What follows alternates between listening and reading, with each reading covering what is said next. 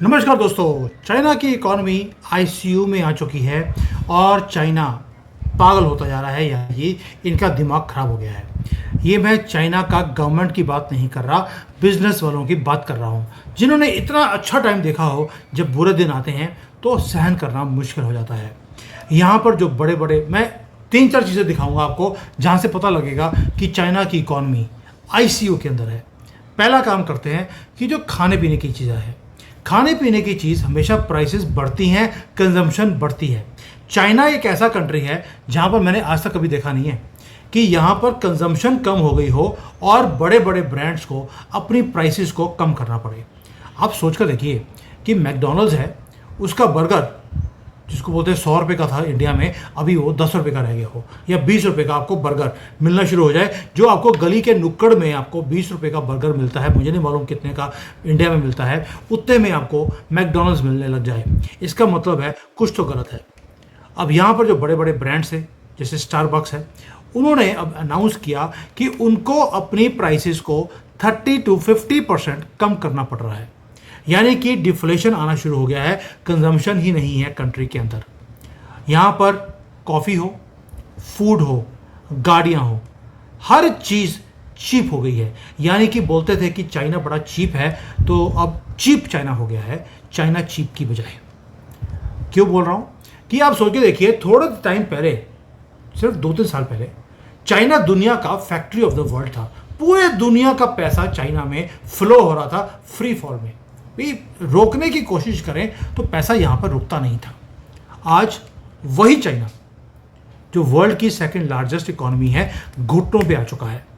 बड़े बड़े ब्रांड्स भागने की फिराक में हैं कि कैसे भागा जाए। कई लोगों ने यहाँ पर अपनी फैक्ट्रियाँ बंद कर दी, और जो बड़े ब्रांड्स हैं, जो बड़े बड़े स्टोर थे दुनिया के, वो अपनी शॉप को बंद करके यहाँ से जा चुके हैं। रफू चक्कर हो गए ओवरनाइट। मेरा एक दोस्त है यहाँ पर, उन्होंने फर्नीचर खरीदा, एडवांस दिया 30% का। अब जब वहाँ पर गए हैं तो दुकान छोड़कर लेडी भाग चुकी है। कहाँ गई है किसी को पता नहीं है, और जो एडवांस दिया था अबाउट 1 लाख रुपए, वो भी गए। ये हालत है चाइनीज़ की फैक्ट्रीज़ की और बड़े ब्रांड्स की। दोस्तों, ये जो प्रॉब्लम है वो सिर्फ फैक्ट्रीज़ के अंदर नहीं रही।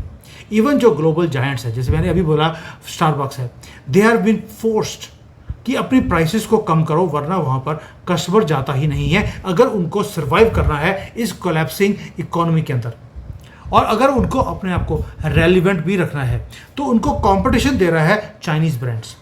और जो चाइना के जो कंज्यूमर हैं, पहली बार मैं देख रहा हूँ, ये तो पैसा फेंक कर सामान खरीदने वाले लोग हैं, अब ये भी प्राइस सेंसिटिव होते जा रहे हैं। यानी कि अगर किसी को सस्ते में कोई चीज़ मिल रही है, उनको फ़र्क नहीं पड़ता कि इस 10 साल से वो स्टारबक्स की कॉफ़ी पी रहे थे, जहाँ से सस्ता मिला वहाँ चले गए। तो इसको देखते हुए स्टारबक्स को भी एक ही दिन में अपनी प्राइसेस को 30% कम करना पड़ा है एक दिन के अंदर। यानी कि जो इंडिया के अंदर रोड साइड के ऊपर वो कोने में जो कॉफ़ी शॉप वाला होता है, जो कप में ऐसे ऊपर नीचे करके वो कॉफ़ी बनाता है, उससे ज़्यादा तो यहाँ पर कम प्राइसेस हो गई हैं स्टारबक्स की। यानी कि Starbucks is losing faith in China. और स्टारबक्स ने ऑफिशियली अनाउंस भी कर दिया है कि ये जो रिडक्शन है ये परमानेंट रहने वाला है चाइना के अंदर। ये नॉर्मल प्रमोशनल ऑफर नहीं है दोस्तों, ये सिग्नल है सर्वाइवल का। ऊपर से स्टारबक्स ने अनाउंस कर दिया कि चाइना में इनके हज़ारों इनके स्टोर्स थे, उनमें से काफ़ी स्टोर्स को बंद किया जाएगा। मैं तो यहाँ पे देख रहा हूँ कि जो प्राइम प्रॉपर्टी होती है, प्राइम कोई मॉल के अंदर जो शॉप है, वो हमेशा आपको स्टारबक्स दिखती थी। बहुत जगह पर मैंने स्टारबक्स को बंद होते देखा। क्यों? क्योंकि लोकल चाइनीज़ ब्रांड्स जैसे लकिन कॉफ़ी है, इन्होंने अब पूरी तरह से नए स्टोर को खोलना शुरू कर दिया। 1700 स्टोर इस कॉफ़ी ने, नाम देखिए क्या है, लक इन कॉफ़ी या लक इन हैंड, इन्होंने 1700 स्टोर खोल दिए इस साल में। अब आप बोलेंगे कि एक तरफ तो आप बोल रहे हो कि डिफ्लेशन है, कस्टमर नहीं है, स्टारबक्स अपने स्टोर्स को खोल रहा है, फिर लकिन कॉफ़ी अपने स्टोर्स खोल क्यों रहा है जब स्टारबक्स बंद कर रहा है? उसका रीज़न है कि इन्होंने जो कॉफ़ी निकाली है, अगर स्टारबक्स की कॉफ़ी 400 रुपये की थी तो लकिन कॉफ़ी आपको 90 रुपये में मिलती है।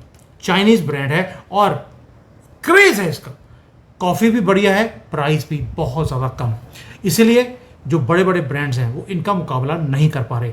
अल्ट्रा चीप ऑप्शंस अब आने शुरू हो गए हैं। अब आपको लगेगा यार 90 रुपये में कॉफ़ी मिल रही है जो 400 में मिलती थी, ये तो बड़ा ही अच्छा काम है। यहीं पर बात नहीं रुकती। एक और ब्रांड आ गया चाइना के अंदर, इसका नाम है चागी। उन्होंने बोल दिया कि मेरी कॉफ़ी है 60 रुपये की, लेकिन क्योंकि मैं आप मेरा पहला कस्टमर हो तो मैं आपको एक के साथ एक फ्री दूंगा। अब आप सोचिए, देखिए 60 रुपये की कॉफ़ी भी आपको 30 में मिलती है या आपको 60 पे 2 मिल रही है। अब बड़े ब्रांड का कंपटीशन छोटे वाले के साथ था। अब छोटे वाले ने आपस में कंपटीशन करना शुरू कर दिया है, सिर्फ इसलिए कि सरवाइव करना है और दूसरा डोमिनेट करना है मार्केट को। कि जो स्पेस स्टारबक्स छोड़ता जा रहा है, जो कि एक टाइम पर एक प्रीमियम ब्रांड था, आज वो compete कर रहा है गली के जो कॉर्नर की शॉप है, स्ट्रीट लेवल पे जाकर उसे compete करना पड़ रहा है। और ये वही चाइना है जहां पर बड़े बड़े ब्रांड एप्पल, टेस्ला, स्टारबक्स ये स्टार मानते थे अपने आप को कि भाई हमें कोई हरा नहीं सकता जब तक चाइना हमारे हाथ में है। और ये चीज़ सिर्फ कॉफ़ी तक नहीं है। अगर यार यहाँ देखेंगे जो गाड़ियाँ हैं उनको डंप किया जा रहा है। 132 यहाँ पर ब्रांड है चाइना के जो गाड़ियाँ बनाते हैं। भारत में 2 या 3 है, टाटा, महिंद्रा, कोई और हो तो मुझे बता देना। मुझे लगता है कि 2 ही हैं। मारुति भी हमारा ब्रांड नहीं है, वो भी जापानीज है। जबकि चाइना के अंदर 132 ब्रांड है जो गाड़ियाँ बनाते हैं और आपस में इतना ज़्यादा कंपटीशन है। जैसे कॉफ़ी था, 400 की कॉफ़ी 90 में आई, 90 की 60, 60 में भी 2 आपको मिलती हैं। वही हाल गाड़ियों का भी है। जो गाड़ियाँ हैं यहाँ पर उनके अंदर इतना हैवी डिस्काउंट है, आप सोच नहीं सकते। एक SUV 4 या 5 लाख में आपको मिल जाती है, जो भारत में 25-30 लाख की मिलती है। यहाँ पर 4 से 5 लाख में आपको फर्स्ट क्लास, कौन सी गाड़ी को रहा हूँ, इट विल बी इलेक्ट्रिक गाड़ी जो आपको मिल जाती है। अगर आप यहाँ पर रेस्टोरेंट में जाएंगे तो आपको 70-80% तो डिस्काउंट खाने में मिल रहा है। जो बफे, जो खाने का बफे था, अगर हम रेस्टोरेंट में जाते थे पहले तो 1500-2000 रुपये का जो बफे होता था, आजकल 300 रुपये में वो बाहर खड़े के बोलते हैं प्लीज़ अंदर आ जाइए। इतनी डील्स मिल रही हैं। SUV हो, खाना हो, कॉफ़ी हो, हर चीज़ में आपको डिस्काउंट है। यानी कि the only expensive thing right now in China is getting a job या डिप्रेशन बहुत ही आसानी से लोगों को मिल जाता है। अब आप बोलेंगे जो खाना समझ आ गया, कॉफ़ी समझ आ गई, गाड़ियाँ समझ आ गई, और कहाँ पर एक प्रॉब्लम और है जो कि मोस्ट शॉकिंग है। जो स्कूल्स हैं चाइना के अंदर, उनके अंदर सीट्स खाली पड़ी हैं। बच्चे स्कूलों में जा ही नहीं रहे। नो स्कूल्स, किड्स नहीं हैं। तो अब क्या कर रहे हैं, डेस्परेशन में आकर जो स्कूल के एजेंट्स होते हैं या टीचर्स हैं, वो क्या करते हैं, हॉस्पिटल्स के साथ उन्होंने डील कर लिया। जैसे ही किसी का बच्चा पैदा होता है, उनको इन्फॉर्मेशन आती है, उनके पास 3-4 स्कूल के प्रिंसिपल पहुंच जाता है कि भैया आपका बच्चा आ गया, ये लीजिए हमारी तरफ से गिफ्ट। जब 2.5-3 साल का आपका बच्चा होगा तो किंडरगार्टन में आप हमारे स्कूल में बच्चे को भेज देना। यानी कि अभी बच्चा 1 घंटे का नहीं हुआ, बुकिंग शुरू हो जाती है स्कूल की, ताकि एटलीस्ट 2.5-3 साल के बाद कोई कस्टमर तो आएगा। यानी कि अब तो जो बच्चे हैं पैदा होते ही स्कूल के अंदर उनका नाम रजिस्टर हो जाता है with a gift in their hands, क्योंकि कोई बच्चा एनरोल ही नहीं कर रहा। इसके 2 रीज़न हैं। एक, जो पॉपुलेशन है वो कम होती जा रही है, ऊपर से जो बच्चे हैं वो पॉपुलेशन कम होने के साथ जो बच्चों की पैदावार है वो भी कम हो रही है। इसी चक्कर में ये जो कंपटीशन है स्कूल्स का वो बढ़ना शुरू हो गया। ऊपर से गवर्नमेंट ने भी कुछ रेगुलेशंस तेज कर दिए कि जो प्राइवेट स्कूल्स हैं वो बहुत ज़्यादा सैलरी यहाँ पे लेते थे। तो अब गवर्नमेंट ने बोल दिया कि डिफ्लेशन है। जो गवर्नमेंट स्कूल्स हैं, स्कूल्स अच्छे हैं गवर्नमेंट के, और उसकी जो प्राइस होती है, फीस होती है, वो भी बहुत कम है। तो लोगों को लगा कि भाई अब इतनी ज़्यादा बुरी हालत है, पैसा कमाना मुश्किल हो गया, क्यों ना हम प्राइवेट स्कूल की बजाय ये गवर्नमेंट स्कूल्स में अपने आप को रजिस्टर करने लग जाएं। अब प्राइवेट वाले लगे अपने आप को बचाने के लिए कि अब भाई हम आपको डिस्काउंट देंगे, हम गिफ्ट देंगे, गवर्नमेंट स्कूल में जाने की ज़रूरत नहीं है। तो ये जो कॉम्पिटिशन है, इसके कारण एक क्राइसिस सा खड़ा हो गया है। यानी कि पहली बार देख रहा हूँ कि एजुकेशन सेक्टर कोलैप्स होता जा रहा है, जबकि दुनिया में एजुकेशन सेक्टर में लोग पैसे कमाते हैं। दोस्तों, अब जो डिफ्लेशन है ये चाइना की इकॉनमी के लिए एक कैंसर बन गया है। डिफ्लेशन का मतलब है कि जहां पर आपकी प्राइसेस इंक्रीज होने की बजाय वो डिक्रीज होनी शुरू होती हैं। और ये कोई अच्छी बात नहीं है कि आपकी प्राइसेस कम हो। यानी कि हो क्या रहा है, कोई कस्टमर मार्केट में पैसा स्पेंड ही नहीं करना चाहता, इसीलिए लोग जो ये डिफ्लेशन का सिचुएशन है, गवर्नमेंट लगी है कि किसी तरीके से स्पेंडिंग बढ़ जाए, लेकिन लोग अपने पैसे को बचा कर रख रहे हैं। उसका रीज़न है, एक उनको फ्यूचर ब्लिक दिखता है, दूसरा एक और भी है कि जो मनी है, मनी की वैल्यू कम होती जा रही है। स्पेंडिंग करें तो करें कहाँ, आगे जाकर अपनी लाइफ को कैसे चलाना है, जॉब की अपॉर्चुनिटी नहीं है, बिजनेस बंद हो रहे हैं। इसका मतलब है लो स्पेंडिंग है। लो स्पेंडिंग का मतलब है शॉप्स खाली हैं, बिजनेसेस क्लोज हो रहे हैं और मैसिव जॉब के लॉसेज है। ये एक इकोनॉमिक कैंसर बन गया है चाइना के लिए, और चाइना अपने आप को सर्वाइव करने में लगा हुआ है। अब आप में से कई बुद्धिजीवी बोलेंगे, आप तो बोल रहे थे कोई चीज़ गलत ही नहीं है।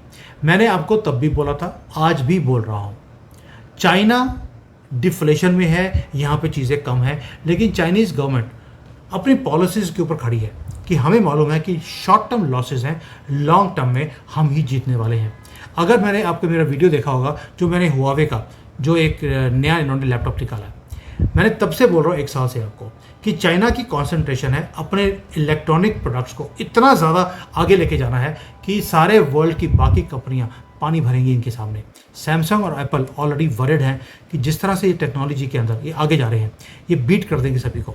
और अमेरिका भी ग्रेट बना है, अगर पहले पुराने ज़माने में वो इसीलिए था कि उसके हथियार और उसके इलेक्ट्रॉनिक्स उन्होंने राज किया पूरे दुनिया में। अब चाइना उसी रास्ते पे चलना शुरू हो गया। यानी कि आज चाइना का वो हाल है, आगे जाकर रिजल्ट्स आएंगे, लेकिन आज वो है कि जो वर्ल्ड के अंदर ये डिस्काउंटेड प्रोडक्ट्स को बेचता था, चाइना खुद आज डिस्काउंट पर है। इवन जो ग्लोबल इन्वेस्टर्स हैं वो टेरिफाइड हैं कि जो चाइना से जो सिग्नल आ रहे हैं कि अब चाइना का होगा क्या। चाइना जो अपने आप को चाहता था कि दुनिया की ग्लोबल इकॉनमी को वो डोमिनेट करे, आज सस्ती कॉफ़ी, सस्ती गाड़ियाँ और एजुकेशन एट थ्रोवे प्राइसेस को बेचने पे मजबूर है, सिर्फ इसलिए कि सरवाइव करना है। फ्यूचर ब्लिक दिखता है।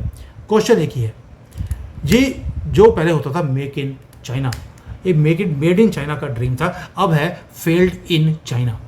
मैं खुद यहाँ पर रहता हूँ, मुझे मालूम है कि लाइफ यहाँ पर जीना कितना मुश्किल है, अपॉर्चुनिटीज़ बहुत कम है। अब तो जो कंपनीज में हम लोग कंसल्टिंग करते हैं, वहाँ से फ़ीस भी जो है वो बड़ी मुश्किल से आती है। एक तो रीज़न ये है, पाकिस्तान का वक्त इनसे पैसे ले लेकर वापस नहीं कर रहा, उसके कारण मेरी फ़ीस वापस नहीं आ रही है। बट मजाक की बात दूसरी है, चाइना बर्न कर रहा है और इसका फ़ायदा किसको हो रहा है दोस्तों? उसका फ़ायदा भारत को है। जब चाइना डाउन हुआ, भारत ने राइज़ किया, और जब चाइना राइज़ कर रहा था, आपने देखा होगा भारत तब नीचे था, हम गरीब थे और हमें कोई सीरियसली लेता नहीं था। लेकिन मोदी जी ने आकर एक ही काम किया, उन्होंने भारत को राइज़ करवाना शुरू कर दिया। दुनिया की कंपनीज को बोला आइए भारत में आकर इन्वेस्ट कीजिए। अभी तो अनाउंस किया है कि हम चाइना +1 पॉलिसी के ऊपर काम करेंगे, यानी कि चाइना में भी मैन्युफैक्चरिंग करेंगे और भारत में भी करेंगे। सिर्फ इतना अनाउंस करने से ही चाइना की सिट्टी बिट्टी गुल है, और आईसीयू के अंदर आपको इनकी इकॉनमी आती हुई दिखाई देती है।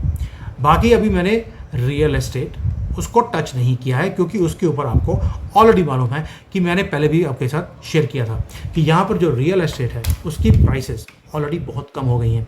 जो घर मेरे एरिया के आसपास जो 40,000, मैं रुपीज़ में बात करता हूँ, एग्जांपल दे रहा हूँ कि अगर 40,000 रुपये गज में जो जगह मिल रही थी, अभी 10,000 में भी कोई लेने को तैयार नहीं है। लेकिन आपके ऊपर जो लोन है वो 40,000 के हिसाब से खड़ा हुआ है। अब सोच के देखिए, आपने मकान खरीदा 4 करोड़ रुपए का, उसके ऊपर आपकी ईएमआई चल रही है 4 करोड़ के हिसाब से, लेकिन आज उस घर की वैल्यू 1 करोड़ रुपए लगी है, तो आपको लेकिन ईएमआई 4 करोड़ के हिसाब से ही देनी पड़ेगी अगले 30 साल के लिए। उस आदमी के ऊपर क्या बीत रही होगी कि वो जिस घर में रह रहा है उसकी वैल्यू मिट्टी हो चुकी है, लेकिन वो सोने का पैसा आज भी भर रहा है। ये हालत है यहाँ पर। इसीलिए बड़े बड़े ब्रांड्स, बड़ी कंपनियाँ, बड़े स्कूल, सबको हर चीज़ डिस्काउंट पे देनी पड़ रही है। जो कंज्यूमर है उसकी चांदी है।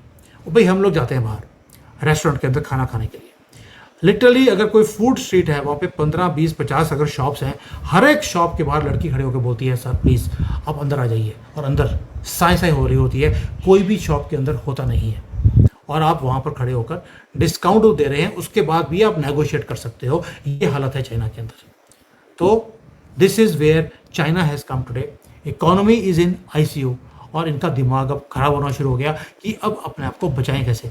कंट्री की बात नहीं कर रहा हूँ, बिजनेसेस की बात कर रहा हूँ। कंट्री के दिमाग में है कि हम सर्वाइव कर लेंगे, हमारा जो ट्रेड वॉर है we are going to be the winner, क्योंकि अमेरिका हमारे बिना सर्वाइव कर नहीं सकता। तो ये जो फतूर है ये रिजल्ट लेकर आएगा या इनको प्राइस पे करनी पड़ेगी बाद में जाकर, ये वक्त बताएगा। इसको वक्त पे छोड़ देते हैं। थैंक यू, जय हिंद, वंदे मातरम।